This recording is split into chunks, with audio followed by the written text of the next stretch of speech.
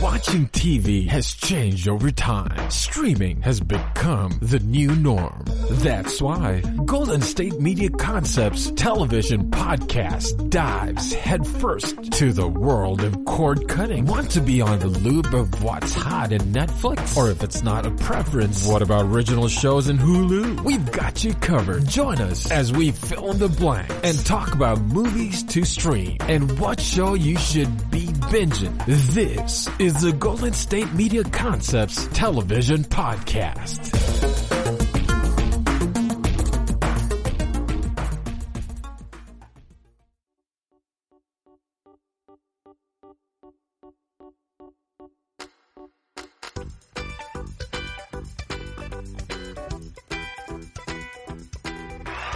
Yeah. My coffee, not your water bowl. Yeah. Hello and welcome to another episode of the Golden State Media Concepts television podcast. We're part of the mighty GSMC podcast network, and I'm your hermetically sealed host, Howard Fletcher. Hope you're hanging in there. These are strange days we're going through. I'm very glad that you tuned in today. If you're returning to the show, thanks for coming back. You are truly the reason that I'm here. If you're new to the show, please hang out for a while. I think you'll find it a bit different than other shows.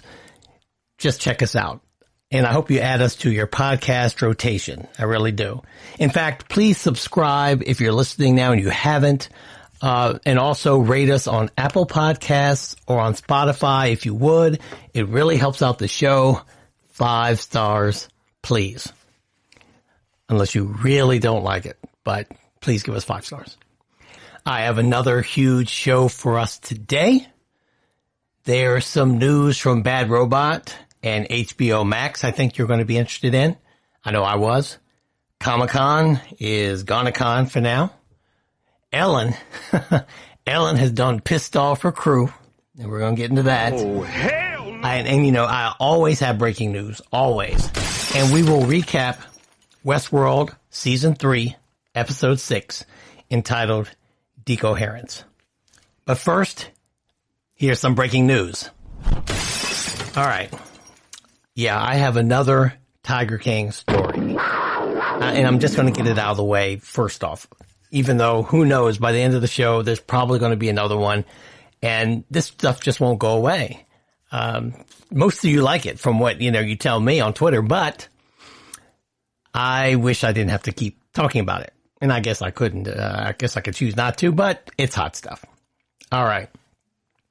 The Netflix breakout show tops all others in Nielsen's streaming video on-demand ratings for the final week of March. Surprise, surprise.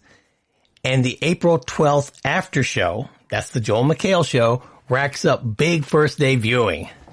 That was almost a given. They could have just put Tiger King and had a BS show and it would have probably gotten really good ratings. Netflix docuseries Tiger King racked up more streaming minutes in its first full week of release than any other show in history. And it's not just that.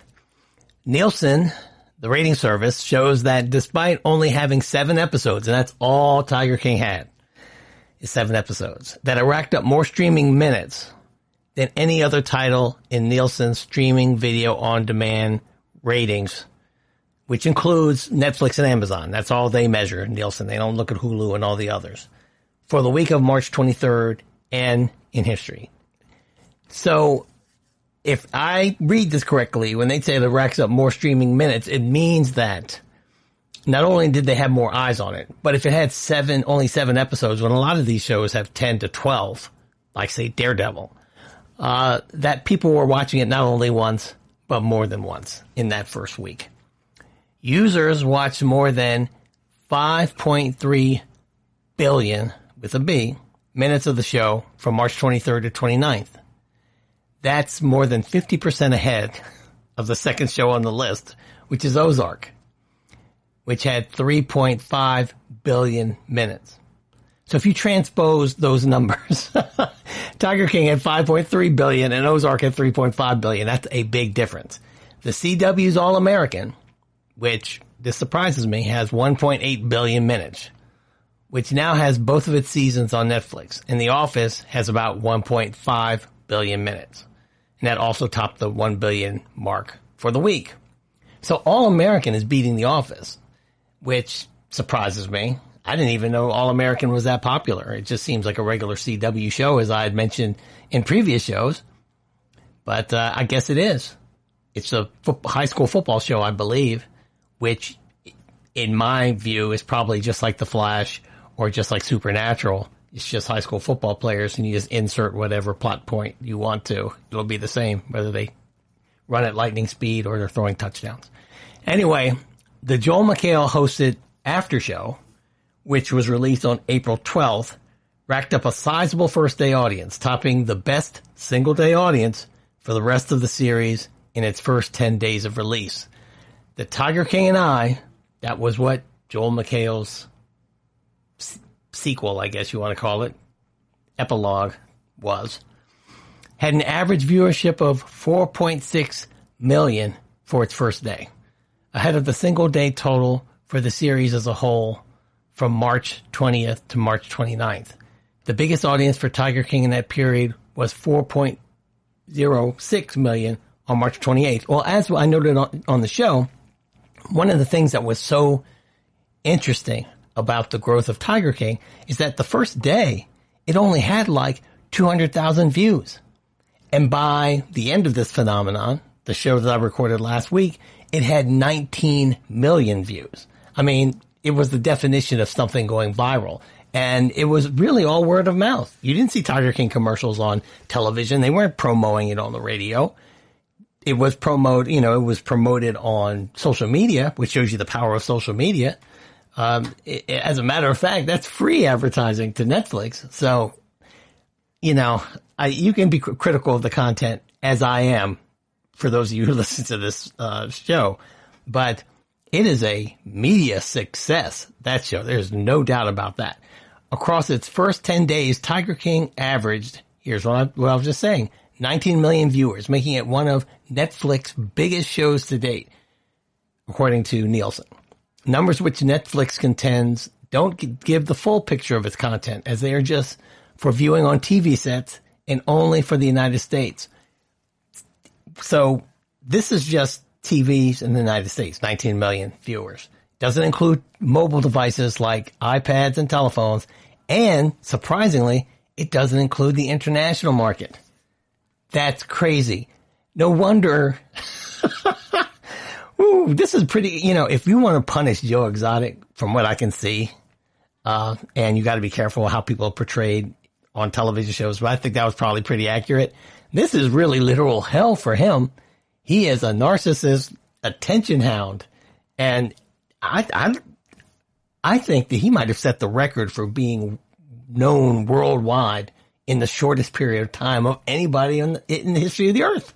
Holy smoke. I mean, it took 2,000 years for Jesus to be this widely known. That was a little hyperbole there, but still, my goodness, it has to be a record. It has to be. Well, Nielsen is saying that, as we all know, since everyone's been locked in their homes, that streaming has hit an all-time high as far as just whatever you watch. They say that during the week of April 6th, that 169.9 billion minutes of content were watched. And that week, last week, April 6th, that was the highest since this coronavirus pandemic was declared. And I think officially they're calling March the 8th when it was declared a pandemic. But don't hold me to that. But it was around that time. Netflix use accounted for about a third of that total. Again, Netflix is the king of streaming. They know what they're doing. The others, Disney Plus, CBS All Access, Apple TV, and some of the other platforms make up about 27%. YouTube was 19%, followed by Hulu at 12% and Amazon at 8%. Streamer share of the audience has remained pretty consistent over the past month. Now, again, I mention this every time I quote these streaming numbers because they always seem to end up in this order which is not a surprise, except for the last one. I'm still surprised that Hulu is beating Amazon, considering how many people have access to Amazon Prime. Although Hulu has better content, and there you have it. So, that's the end of this segment. I got that Tiger King in. I'm going to try to make it to the end of the show without mentioning it again.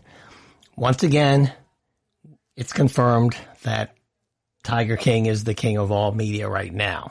Yes. When I come back, I'm going to talk about Bad Robot. That's J.J. Abrams' company, production company.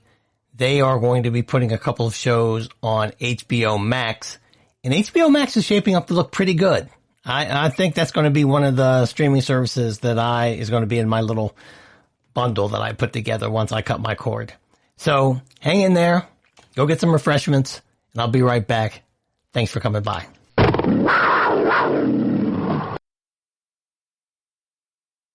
Want to know the latest and hottest music hitting the airwaves? Don't be left out. Listen to the Golden State Media Concepts Music Podcast. Keith keeps you on the loop with everything you need to know from pop, rock, hip-hop, and the top 40. And we'll throw in news of your favorite artists, concert and tour dates, and so much more. Listen no further, because this is the gold standard in music podcast.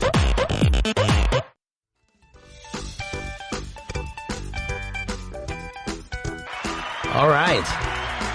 I like honey. You don't like honey? Who doesn't like honey? Winnie the Pooh likes honey. I'm back. All right. HBO Max, that's what I was going to talk about. They've handed out 3 production commitments to 1-hour dramas. The dramas are going to be made by Bad Robot Productions. And those 3 productions include one is set in the Justice League Dark universe. I'll get into that later. I'm pretty excited about that. In addition, HBO Max and Bad Robot have teamed on the series Overlook, and that's inspired by the Stephen King novel The Shining, as you know, the Overlook Hotel, and Duster, which is an original drama co-written by LaToya Morgan and J.J. Abrams, who is the CEO of Bad Robot. Warner Brothers Television will produce all 3 shows, while Warner Brothers International Television Distribution will be the global distributor for all 3 shows. The 3 shows are the first television projects set up by HBO Max under J.J. Abrams and Bad Robot's mega deal, which was signed with Warner Media last year. That was like in September. That was before I started doing this podcast, but I remember when they signed it. This is a quote. "What an amazing start to our association with the wildly imaginative Bad Robot team under JJ and Katie McGrath," said Kevin Riley, Chief Content Officer of HBO Max and President of TNT, TBS, and True TV. Kevin Riley is balling out of control. He's pulling down some bank, but that's a lot of responsibility as well. What could be better than an original JJ idea and then Warner Brothers letting them loose on iconic IP from Stephen King in the DC universe, and to provide more must-have programming on HBO Max? Well, I see why Kevin Riley has his job, because, you can't go wrong really when you team up with Stephen King and J.J. Abrams, at least for television content. We'll see what happens, but that's a good bet. No further details are currently available about the Justice League Dark series, including which characters would be featured in the show. Now, that's part of DC Comics, as I mentioned. And in the comic books, the team consists of members like John Constantine, Swamp Thing, Madame Xanadu, Deadman, Dr. Mist, and many others. The team was first introduced in 2011 with a live-action feature film based on the comic books, which have been in works for years. They most recently reported in January that DC and Warner Brothers are plotting both film and television projects in the Justice League Dark universe. An animated film was released in 2017, which I haven't seen yet. And as some of you remember, Keanu Reeves played John Constantine in the movie Constantine in 2005, which was okay. Wasn't the best, but it had Tilda Swinton in it, which made it worth watching. I'm excited about this program, personally. As many of you know who listen to the show, I'm a comic book head. So, I think it's kind of nice. I mean, I don't read Justice League Dark, familiar with some of the characters, but I do like comic book shows. So if history repeats itself, Justice League Dark will either be a hero or a zero. Seldom is there any gray area when Hollywood tries this live action comic book stuff. Either it's great or it sucks. And I'm hoping that it'll be pretty good since I am planning to invest in HBO Max. Overlook is described as a horror thriller series. I like those too. That explores the untold stories of the Overlook Hotel, the most famous haunted hotel in American fiction. The project reunites Bad Robot, Stephen King, and WBTV, who previously collaborated on the psychological horror series Castle Rock for Hulu. I watched Castle Rock season 1. I stopped watching season 2. Not that it was necessarily bad TV, but you can only watch so much TV. Haven't said that for a few episodes, but I say it all the time. And I just didn't have the time to watch it, and it wasn't compelling me to go back for some more. But it was a very well-made show, which bodes well for Overlook. The other show, set in the 1970s in the Southwest, is Duster. And that explores the life of a getaway driver for a growing crime syndicate. Okay. I wonder if he's driving a Duster. Those of you, although they were fast, they weren't very good looking cars. They were AMC cars, but they don't even make cars anymore. AMC is now you think of it as a cable channel, but American Motors Corporation used to make cars like the Javelin and the Gremlin. They were funky. Other current Bad Robot shows include Westworld. You all know I like Westworld. You're going to be hearing about it at the end of this episode, this particular episode, and the upcoming Demimonde. Okay, I had to look that one up. Demimonde is a French word. It means half world. Now, this is a science fiction show, which J.J. Abrams tends to do quite well. That word is used to describe people on the fringes of society, although technically it translates to half world. So, knowing, if it's much like the J.J. Abrams stuff, it's going to have a double meaning. So you're probably going to have some, the lunatic fringe of the sci-fi outer space community. So it should be kind of good. Also, they're going to make a show called Lovecraft Country. Sure, it's a horror show. Not quite sure exactly how it's going to relate to H.P. Lovecraft, but, I don't know if it's going to be original stories or just some of his stories. But they're both going to be on HBO. I'm assuming that's going to be the HBO pay cable channel and not HBO Max. But we'll see if there's any crossover. The Justice League Dark series is the latest DC project to set up on HBO Max rather than the standalone streamer DC Universe. That's another streaming service. I don't mention them when I mention them. I'm sure they have smaller subscribership. They don't have as many subscribers as some of the other ones we mentioned. I had the free trial for a month. As I said, I'm a comic book head, but it just didn't have enough content on it to hold my attention for me to pay for it. Although, I'm sure if you're a hardcore DC fan, as many of you are, or some of you are, it's worth getting because it has everything DC makes on it. Except for these shows, which will be on HBO Max. Others include, now I don't know how this is going to be. Others include an Aquaman animated miniseries. I might hang on for a miniseries. I don't know if I could watch a series. And an untitled Green Lantern series, which probably won't have Ryan Reynolds in it. And a series adaptation of Strange Adventures, which was a comic book title that I didn't read. It'll probably be an anthology type of show that has just single episodes with stories. And that's what's going on with HBO Max. I have some other breaking news. Comic-Con is canceled. The 2020 San Diego Comic-Con, the largest fan convention in North America, and one of the biggest promotional events of the year, has been canceled in the wake of the coronavirus pandemic. Organizers announced yesterday, which was Friday. The event, which pulls in upwards of 130,000 participants each year, was scheduled to be held from July 23rd to July 26th. Now, that's going to be a pretty big hit for San Diego, just like South by Southwest was a huge hit for Austin. San Diego is a larger city, so it's not going to be super dependent. You know, it's not going to hurt as much as Austin was hurt by Southwest. However, with everything shut down, everyone's hurting. I'm sure that San Diego is unhappy this happened. The cancellation is the first in the event's history, but organizers say that the event will return from July 22nd to July 25th in 2021.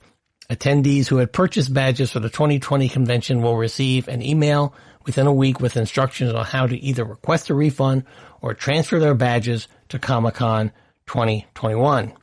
Exhibitors set for the 2020 event will receive similar instructions.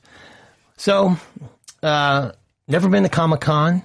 I'm glad that I want to go sometime. Glad I didn't plan on going this year.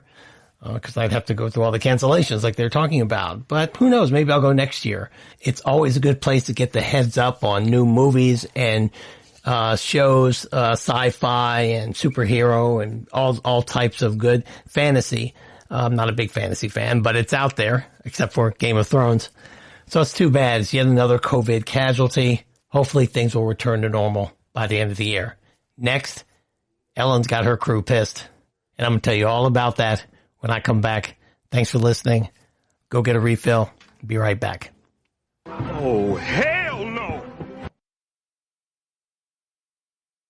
Tired of searching the vast jungle of podcasts? Now listen close and hear this out. There's a podcast network that covers just about everything that you've been searching. Hey! The Golden State Media Concepts Podcast Network is here. Nothing less than a podcast bliss with endless hours of podcast coverage. From news, sports, music, fashion, cooking, entertainment, fantasy, football, and so much more. So stop lurking around and go straight out to the Golden State Media Concepts Podcast Network. Guaranteed to fill that podcast itch. Whatever it may be. Visit us at www.gsmcpodcast.com. Follow us on Facebook and Twitter and download us on iTunes, SoundCloud, and Google Play.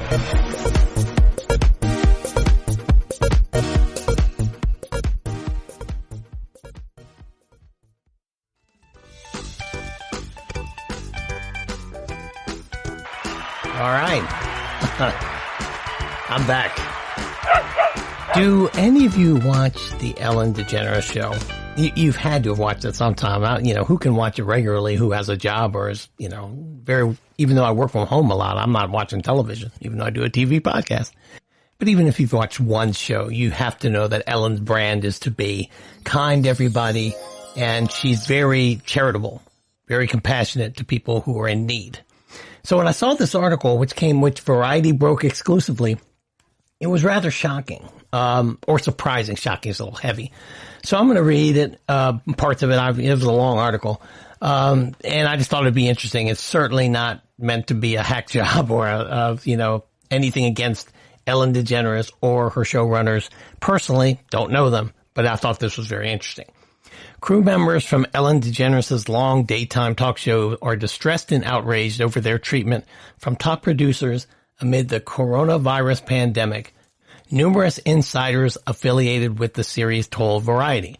The core stage crew for the Ellen DeGeneres show, consisting of more than 30 employees, received no written communication about the status of their working hours, pay, or inquiries about their mental and physical health from producers for over a month, said two sources, both of whom spoke on the condition of anonymity, of course. Higher-ups in production would occasionally answer the telephone calls, but reveal little, added one of the sources. The crew was further incensed by the show's recent hire of an outside non-union tech company to help DeGeneres tape remotely from her home in California. When production executives finally did weigh in, nearly all crew members were told last week to brace for a 60% reduction in pay, even as the show continues to air, according to the sources close to the matter. Now, that's very important. I'm confident that the Ellen show is still receiving the same revenue that they get from advertisers, whether they're recording at Ellen's home or in the studio, which means that the show is not losing any money, but the workers aren't being paid. Back to the article. Only 4 core crew members, try saying that fast, currently work on the remote version of the broadcast, added insiders, who found this treatment to be totally inconsistent with Ellen DeGeneres' daily message to her audiences. Be kind. A spokesperson for Warner Brothers Television, which distributes the show, told Variety, "Our executive producers are committed to taking care of our staff and crew and have made decisions, first and foremost, with them in mind. The studio reiterated the crew has been paid consistently, though at reduced hours. For more than 2 weeks, from late March through April 9th, crew members from lighting to camera operators to grips were left in the dark about if and how much they would be paid. Phone calls to crew members from a production coordinator at Telepictures, the Warner Brothers unit that produces Ellen, were sporadic and often lacking any information before and after the 14-day blackout.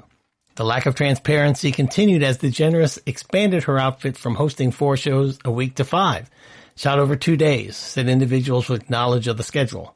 Radio silence on the producers created anxiety among the crew members who feared they would be furloughed and in that case would need to explore unemployment benefits. A Warner Brothers spokesperson acknowledged that communication could have been better, but cited complications due to the chaos caused by COVID-19. Well, that's probably true, but still, they should have been talking to him. On April 2nd, the majority of the crew members were shocked to discover that DeGeneres had a remote set erected at her residence where she was taping, a fact they learned through social media posts from colleagues in other departments, insiders said. And that's not good. As of April 10th, the crew was told to expect a reduced compensation of 2 8-hour workdays per week. In the hours following Variety's Wednesday request for comment on that reduced pay and lack of communication, word began circulating among crew that they would be restored to their full 4-day work weeks. An individual close to Warner Brothers disputed that timeline, saying the crew is paid in arrears and the final hour count has not yet been finalized. Adding insult to injury, sources say that while most of the crew was left out of work with reduced pay, the remote production has hired Key Code Media, a Burbank-based audiovisual house, to help produce technical elements of the show while the crew members with the same skills sit idle. Each of DeGeneres' crew is affiliated with the International Alliance of Theatrical Stage Employees Union. And this outside crew that was hired is not part of that union or part of any union. On her April 7th return to the air, DeGeneres told viewers she wanted to start doing my new show as soon as possible. The host specifically said it was for my staff and crew. I love them. I miss them. The best thing I can do is to support them and keep the show on the air. More upsetting for many crew members is the lack of personal outreach from show leadership to check on longtime employees amid the public health crisis, said sources. The stage crew operates separately from DeGeneres' senior producers, writers, and assistants who occupy her offices in Building 19 on the Burbank Warner lot. Many of the key crew, however, have been with DeGeneres since the taping of the talk show's pilot, which rolled 17 years ago. Confounded, the Ellen crew sought information from colleagues on similar shows, many of whom had opposite experiences from theirs, said sources.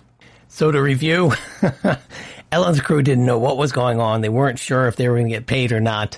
And then they saw Ellen start to broadcast from her house using a crew that wasn't even part of the union. And she said that she was doing it in order to support the crew, which wasn't being fully supported. So this is some other shows that were in similar situations once they started asking people in the industry. Jimmy Kimmel Live stagehands were paid from host Kimmel's own pocket during the initial COVID-19 shutdowns, 2 insiders familiar with that set told Variety. And since returning to the air, ABC is paying their full rates. Last Week Tonight with John Oliver, Full Frontal with Samantha Bee, and Showtime's DeSuze and Mero have all had transparent communication and are all paying full rates, sources said. Spokespersons for those individual shows declined to comment on the matter. I guess they don't want to make Ellen look bad. Ellen is a different story in TV terms as a daytime franchise in first-run syndication, meaning it is sold by Warner Brothers to TV stations on a market-by-market basis. So it looks like this reporter went to Warner Brothers to ask why they didn't set their crew up or the Ellen's crew up with the same deal as some of the other similar shows on other networks. And Warner Brothers said the creative delivery, economics, hours, taping times, staff structures, etc. are completely different for a daily talk show, said Warner Brothers. Okay, well, the reporter ends this with this, and I don't know what you're supposed to make with this, but I'll just say it. DeGeneres is one of the highest paid stars on television, earning more than $50 million per year from her Telepictures deal. Her total net worth is reported at $330 million. Now, let me say this right now. I like Ellen DeGeneres. I've always liked her comedy, and she seems to be a very not warm, generous person. However, here comes the however. And I know how things can fall through the cracks. Let me say that too. And this has been a very strange period. Nobody has ever gone through this before. And there certainly weren't even plans or contingency plans to deal with something like this. The only thing I will say is that for Ellen to make the comment on her show that she was doing this so she could continue her show, so that she could support her crew that she loves very much, it doesn't seem like that was communicated to them. And it certainly doesn't seem to be the case that it's being carried out, if we are to believe this report, 100%, which is too bad. And I hope this gets straightened out, because it's just disappointing. If Ellen truly doesn't care, that's very disappointing to learn. And if this was just something that fell through the cracks, I hope it gets corrected quickly so that she can restore her good name for those who are even aware of the situation. So those of us who would like to believe in Ellen can continue to do so in good conscience. But I want to know what you think. Please email me at podcasthoward@gmail.com. I'll be happy to read your email on the air, and I will read your email. I read all the emails on the air, and let me know what you think about this situation. We have to go with this reporting, which I'm going to assume is accurate. Variety seems to have a pretty good reputation as far as the trades are concerned. Next, speaking of emails, I'm going to read a couple of emails that I've received, and then we will move on to some breaking news. Go get a drink. I got to go pay my crew, Jack. And then, what do you want, Jack? Yeah, see? And then I'll be back. Thanks for listening. Oh, hell no!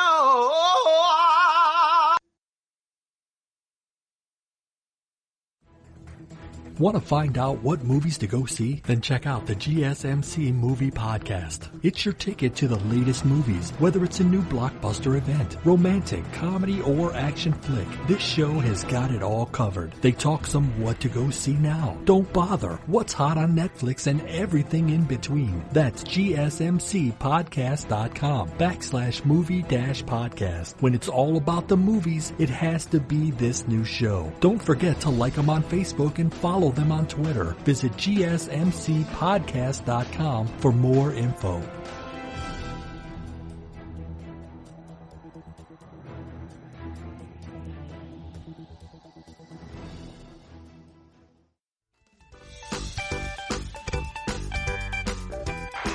Okay. Sit over here.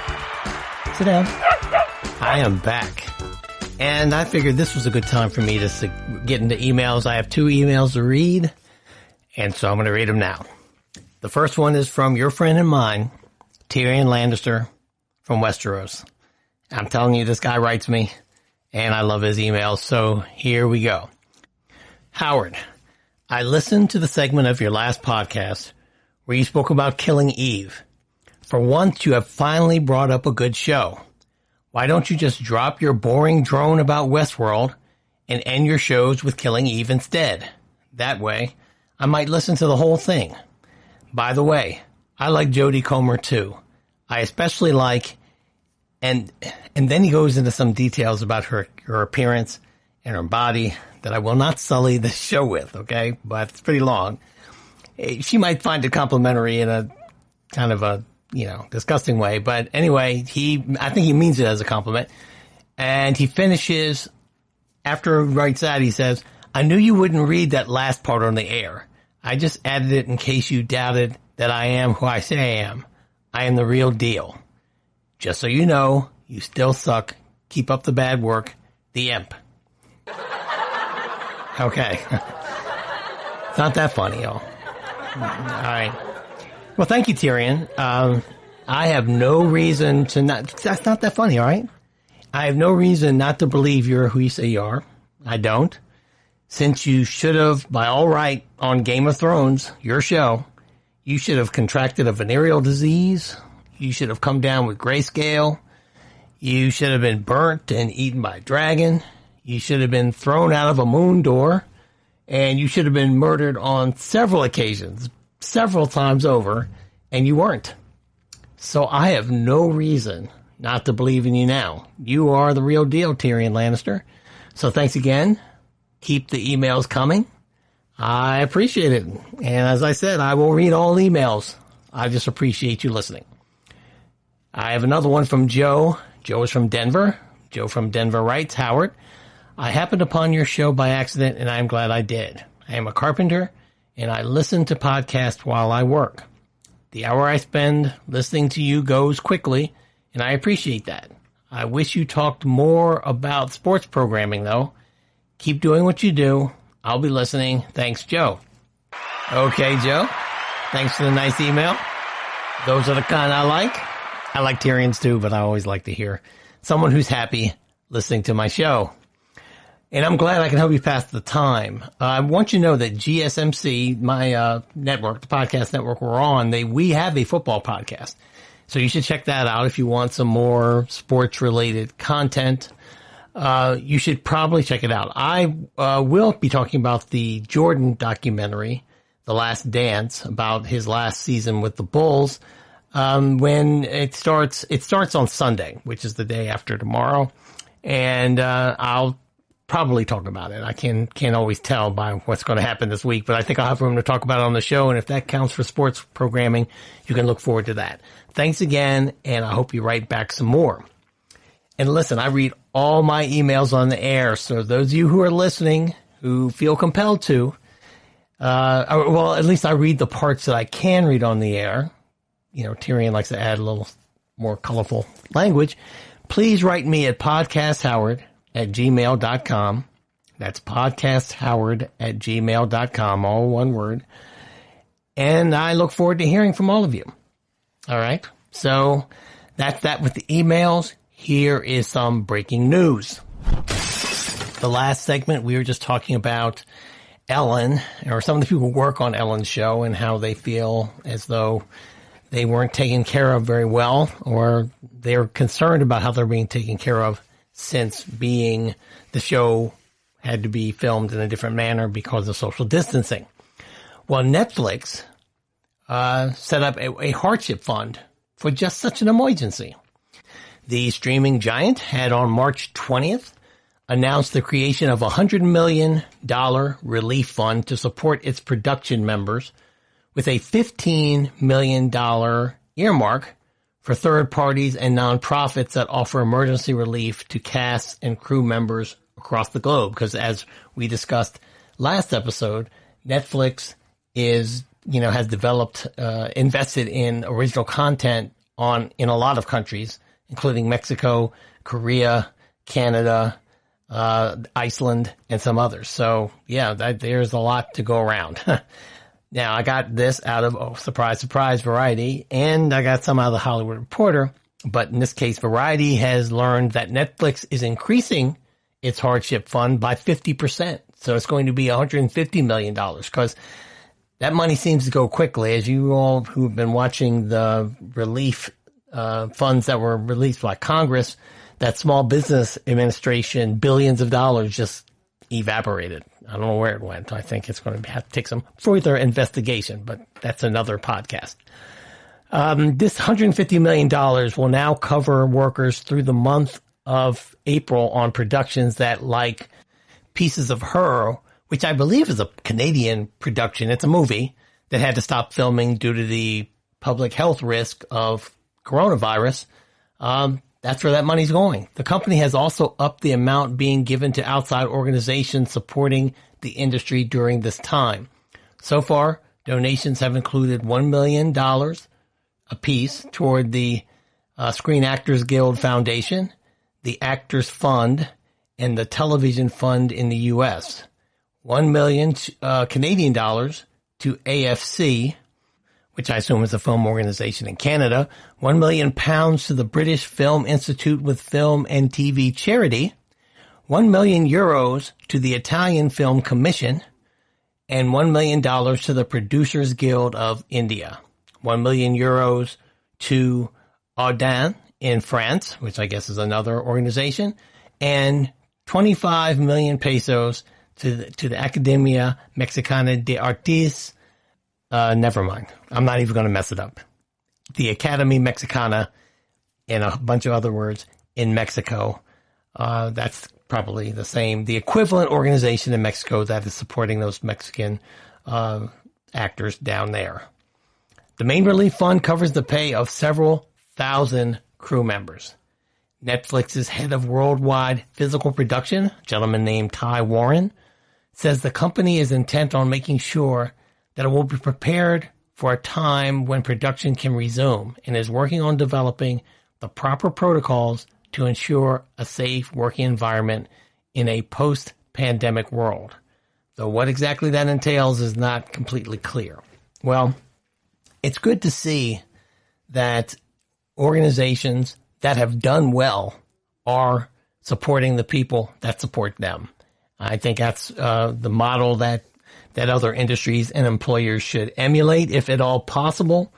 And it's just very good to see. That's why this thing about Ellen, I don't want to keep focusing on that, but that's why I brought it up, because it seemed very out of character for her. And I have to believe that it fell through the cracks, and hopefully that will change. And if I see anything reported that gives you the end of the story, which I hope is a happy ending, I will definitely report it, because I only bring these things up because it's news. And right now, the story is the coronavirus pandemic and the impact it's having on industries all over the place, and how organizations and businesses within those industries are reacting to it. It's good to see that for the most part, it looks like the entertainment community is taking care of its own.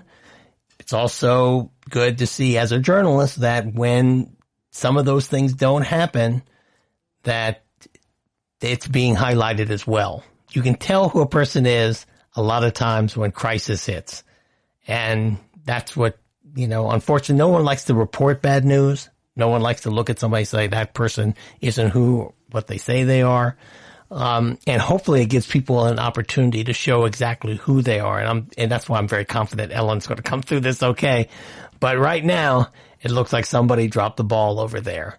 So that's it about the breaking news about the Netflix Hardship Fund. They increased it $50 million. That's always good news to report. Next, I am going to bring you some more breaking news, and then we're going to start my drone about Westworld, as Tyrion likes to put it. Don't go away. We'll be right back. Go get a refill. Golden State Media Concepts Sci-Fi Podcast. Together we dive into the world of sci-fi and science fiction. From episodes of Star Trek, Star Wars, to The Walking Dead, Resident Evil, all the hot new science fiction movies from the backdoors of Marvel or DC. The Golden State Media Concepts Sci-Fi Podcast. You'll never look at science fiction the same way again.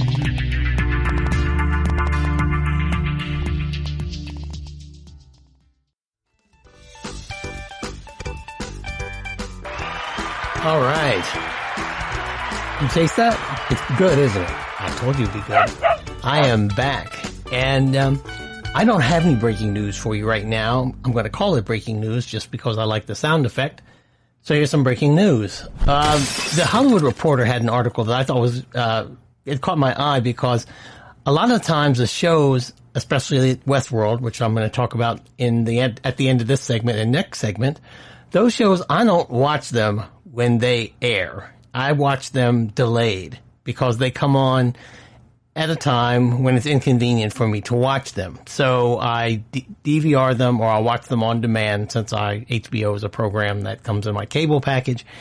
And so I would be considered a delayed viewer. So there was this article in the Hollywood Reporter where they said linear TV ratings have risen nearly across the board during the past few weeks. as millions of people are home during this coronavirus quarantine period, and a lot of states have mandated stay-at-home orders. So more than a dozen network series have recorded season highs in the past month, and streaming platforms are seeing spikes. We've reported that on this show. This has been an all-time high period for streaming and cable. Well, actually, even network news. Everyone's watching more television. Yet there's one aspect of TV viewing that has barely budged in that time. Delayed viewing, which your boy does here. As measured by Nielsen. Okay, Nielsen's the company, they're a polling company, and they also look at ratings, and they are the go-to for this number. And Nielsen says that it's almost exactly the same delayed viewing as it was prior to the pandemic. Now, the Hollywood Reporter compared 3- and 7-day ratings for some 70 shows that have aired on ABC, CBS, Fox, and NBC. And they checked it both before and after the stay-at-home orders became widespread. And they used mid-March. That's what they're calling it, mid-March. I don't know if that means March 15th. I know the stay-at-home order here in Maryland, where I am, was on the 18th. So they just said mid-March, probably somewhere in there. There are 3 weeks worth of delayed viewing data available since the mandates took place. So they looked at 3 weeks since the mandates took place, both overall and for a number of top performing shows. Delayed viewing numbers on the broadcast networks are almost identical to what they were before then. In a number of cases, shows are ending up with 7-day totals higher than what they were, but most of those gains are on the front end, meaning that more people are watching shows when they air than usual. And we all know the reasons for that. Some is that we're just home more and watching more television. Others are able to stay up later and watch these shows. Same day viewing is up by about 600,000 viewers in a few hundredth of a point. Now there are those rating points. I know some of you guys hate when I talk about that. But between 18 and 49, they were up a few hundredths of a point, not a whole lot. But the gains in the 3 and 7 days are nearly identical to before March 15th. A similar story is playing out among the 5 primetime news magazines, which have seen increased viewing in recent weeks. We talked about that on the show too. A lot of these news programs have gotten a bump because people are interested in what's going on with this coronavirus. In the 3 weeks from March 16th to April 5th, and that's what they're calling after when stay-at-home orders went into place, TV usage spiked. We all know that. Time-shifted viewing, however, which is another fancy way of saying delayed viewing, which we were talking about, remained a fairly small piece of the pie, accounting for less than 10% of the total. So, I guess for people like me, and that's true. I mean, I noticed that even if I am available to watch the shows that I normally DVR, what I have done during those times is still not watch the shows in real time. I tend to watch something else if I am still up and around or available to watch television, or I use that time to do something that I wouldn't be able to do because I'm going to sleep. So I just keep DVRing the same stuff that I always DVR'd. And, to tell you the truth, I like to stop and rewind and do all that type of thing, especially on a show like Westworld when you have to look at what is on people's computer screens and tablets and signs in the background. And you just can't do that when you're watching the show in real time. So that's why I like to do it. Anyway, I thought that was interesting that people who DVR like myself still DVR the same shows and not really increasing it, but we're watching more television. All right. Last night, Westworld episode 6 aired, and as I just told you all, I DVR'd it and I didn't watch it till 3:30 this morning. Actually, a little after 3:30 this morning. I woke up at 3:30, but soon afterward, I was watching this. Now, after last week's installment of Westworld, which was packed nearly to the point of incoherence with genre and all this different stuff going on, this week's episode was aptly named Decoherence. And much like episode 5, it tackles multiple characters at once, but this time it finds a great, what I think was greater emotional success by the episode's end. This was a really good episode. If you're a Westworld fan, this is the type of episode, if you've been watching the show, you really kind of like, because it answers a lot of questions, yet raises a lot of questions at the same time, which Westworld and Lisa Joy and Jonathan Nolan do so well. It's also the type of episode that if you've never watched the show, if you looked at it, you would be like, what? You wouldn't understand what the heck the show was about. There are going to be massive spoilers from here on out in this show. So if you haven't watched the episode yet, pause this podcast, go watch it, and then please come back. And I'll say this now and I'll say this at the end. Please email me at podcasthoward@gmail.com. Let me know what you thought of this episode. Let me know your predictions, because my show that's going to drop on Friday has my predictions for the next show, and we can talk about it. I'd love to read your email on the air.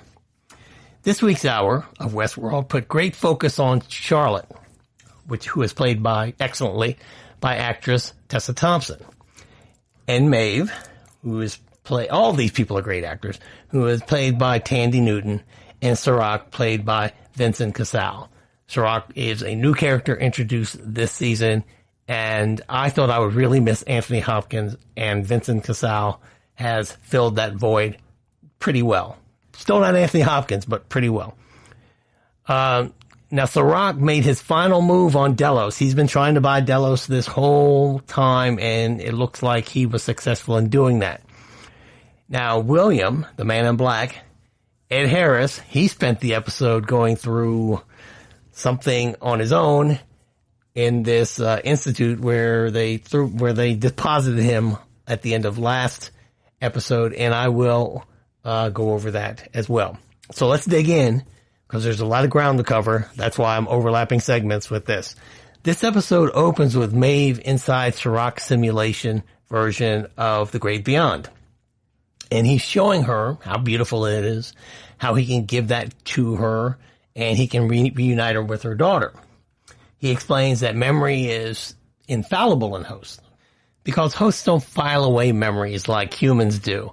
They record them.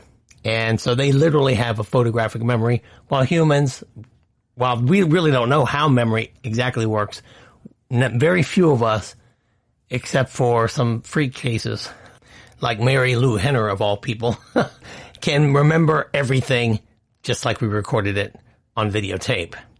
He reminds her that he can pluck any person from her mind and recreate them perfectly in the great beyond for whoever she wants to spend the rest of eternity with, if she does what he asks her to do. Now, this memory piece ties into William later on. We'll talk about that.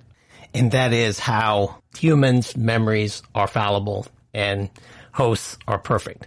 We don't have photographic memories, and we don't want to remember the past exactly as it was, because oftentimes it's painful. Sirach tries to give her incentive to go after Dolores, but Maeve says it's not what she needs. She needs help. She wants her friends brought back to life. And Sirach says, I can do that, so he can make that happen. But he gives her a final warning. He says, if you fail again, your future won't be in such bucolic surroundings. So with that, I am going to take a break, and we are going to dive straight into Westworld, Episode 6, Season 3, Decoherence. Go get some refreshments, and I'll be right back. Thanks for listening.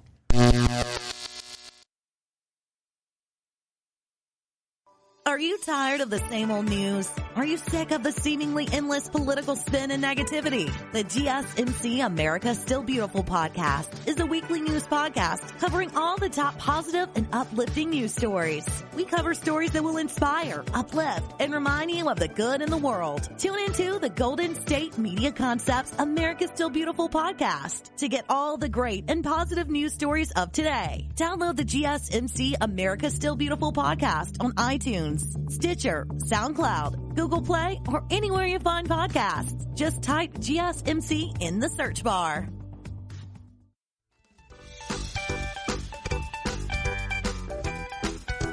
All right, we're back. Eat it. Good. I am going to give you the blow by blow. I try to stay away from this. I'm just going to try to hit the bullet points of what happened in this episode, and then we'll talk about what it all means at the end. Hopefully, it'll make sense. This won't exactly be in chronological order, because as you know, Westworld likes to make a montage of the scenes and play around with time a little bit, but this is what happened in the episode, I believe. Serac recovered Martin's Pearl, his control unit, which was blown up in the explosion that he set off at the Inside building.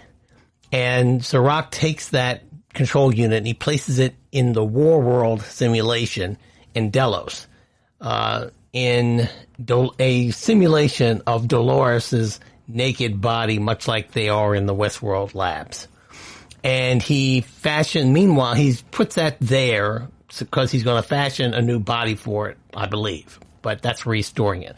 Serac also places Maeve in the War World simulation as he builds her a new body as well, because as you remember, Maeve was stabbed and left in a pool of blood and white goop. Maeve uses her time there to question that control unit, which was in Martin, about Dolores's plans and what she's been doing and why she's been doing it and everything, just to get some understanding.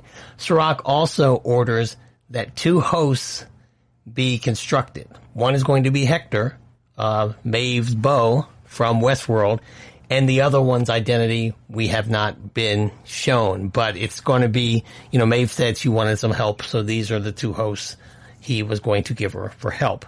I'll tell you later who I think that body is. Meanwhile, Charlotte Hale, with Dolores control unit in her, tries to prevent Serac from seizing control of Delos.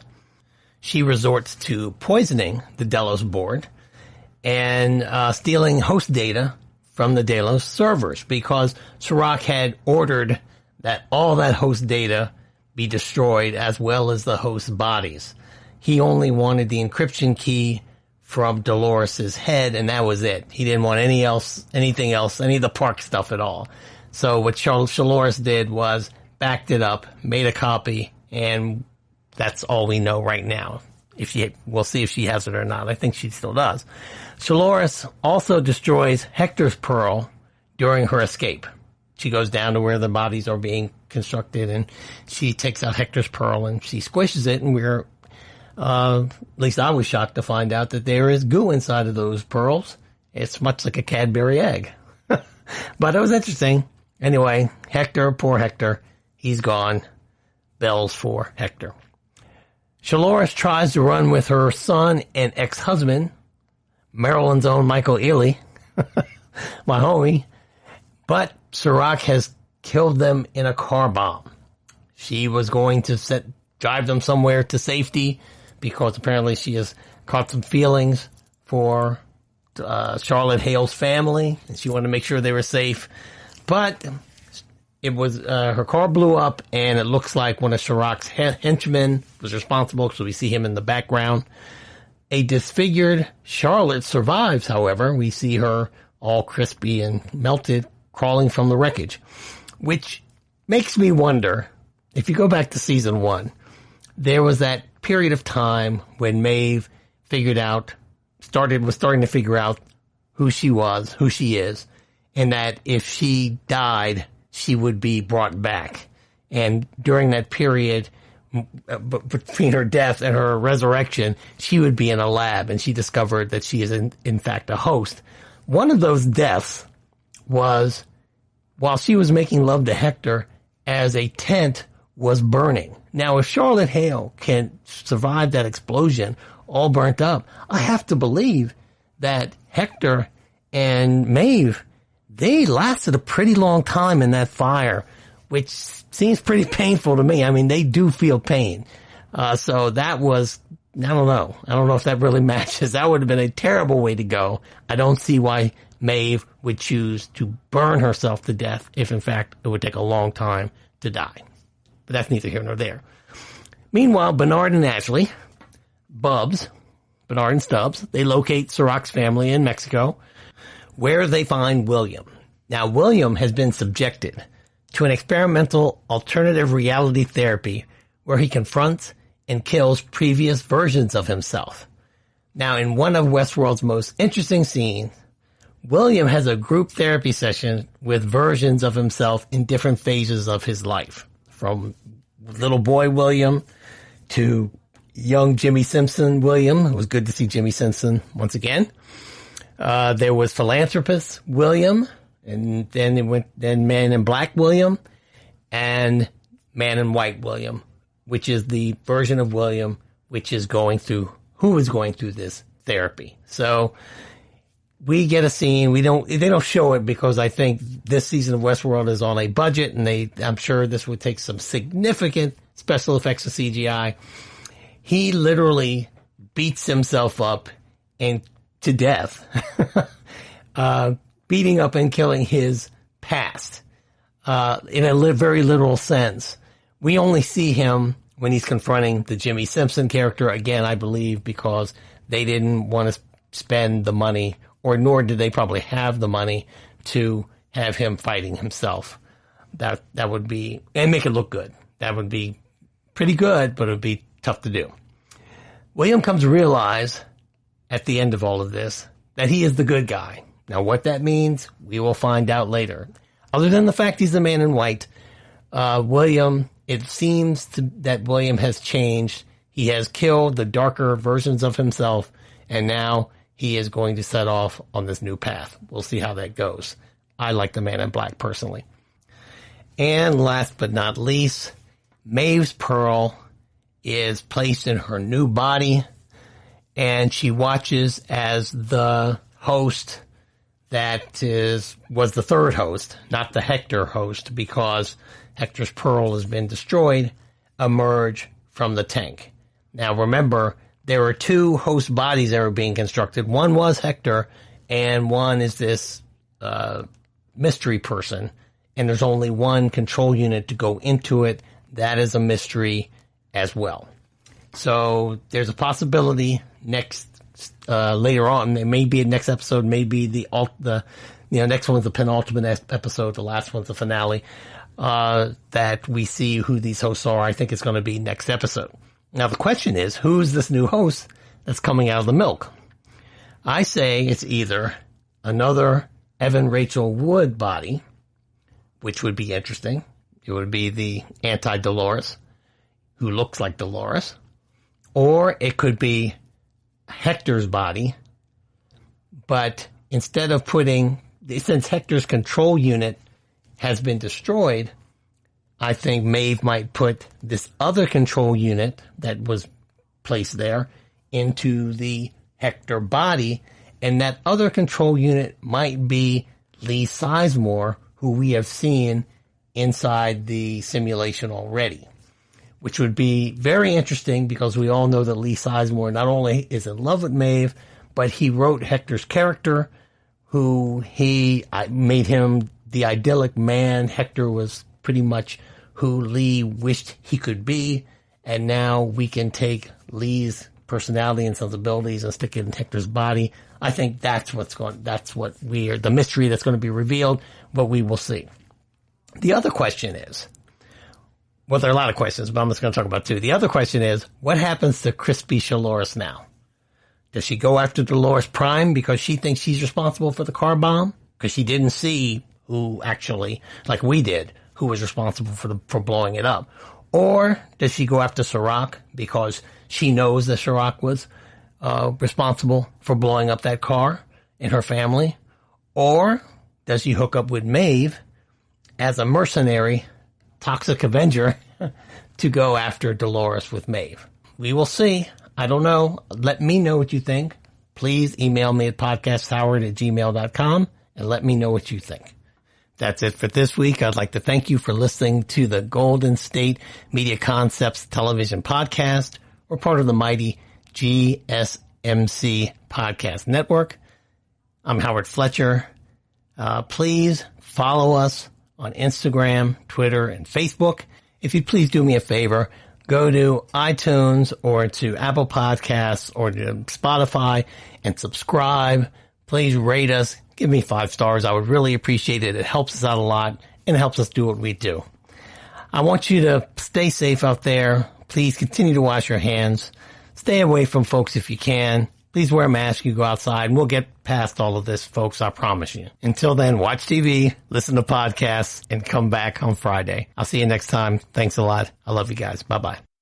You've been listening to the Golden State Media Concepts Television Podcast, part of the Golden State Media Concepts Podcast Network. You can find this show and others like it at www.gsmcpodcast.com. Download our podcast on iTunes, Stitcher, SoundCloud, and Google Play. Just type in GSMC to find all the shows from the Golden State Media Concepts Podcast Network, from movies to music, from sports to entertainment, and even weird news. You can also follow us on Twitter and on Facebook. Thank you, and we hope you have enjoyed today's program.